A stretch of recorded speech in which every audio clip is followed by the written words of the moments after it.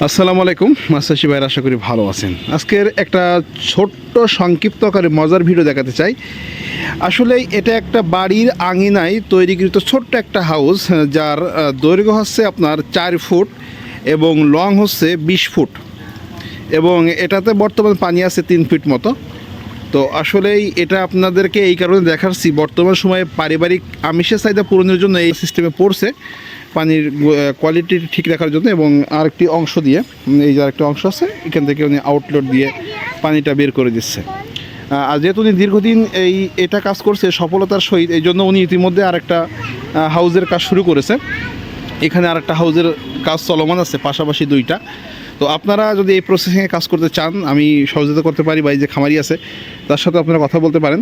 এবং আপনাদের একটা মজার তথ্য দিতে চাই যে এই খামারির এই মডেলটি ইতিমধ্যে বাংলাদেশের সবচেয়ে বড় এনজিও ব্রাক এটা পছন্দ করেছে, এবং বিরাক ইতিমধ্যে যশোর জেলা কেশবপুর উপজেলাতে এই মডেলটি অনুসরণ করে সেখানে কার্যক্রম শুরু করেছে। এবং আমি আজ থেকে 4 দিন আগে সেখানে মাছ দিয়েছি।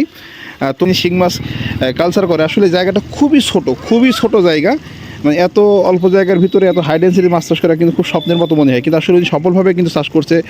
গত আপনার 5টা ট্রাম এখান থেকে ফসল তুলেছে অলরেডি। এবং ইনি হাউজের ভিতরে দেখেন ছোট অনেকগুলো পাইপ দিয়ে রেখেছে, পাইপ, অর্থাৎ যাতে এই শিং মাছগুলো যদি পানির টেম্পারেচার হাই হয়, যাতে এখানে যে লুকাতে পারে, শিং মাছ লুকাতে পছন্দ করে, অনেকগুলো পাইপ দিয়ে রাখছে।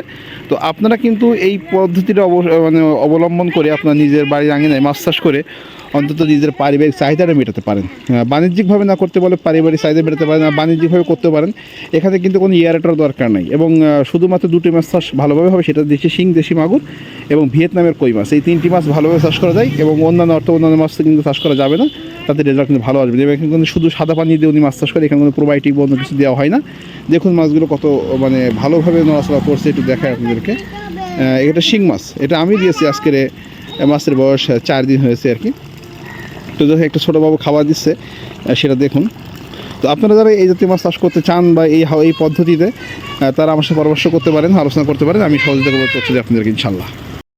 তো আমি একটু খাবার দিতে চাই, এটা 2 mm টংওয়ের ফিড। দেখুন খাবারটা কীভাবে খাচ্ছে, শুধু খাওয়ার স্টাইলে দেখুন, মাছের খাওয়ার স্টাইলে দেখুন কীভাবে এরা খাবারটা গ্রহণ করে।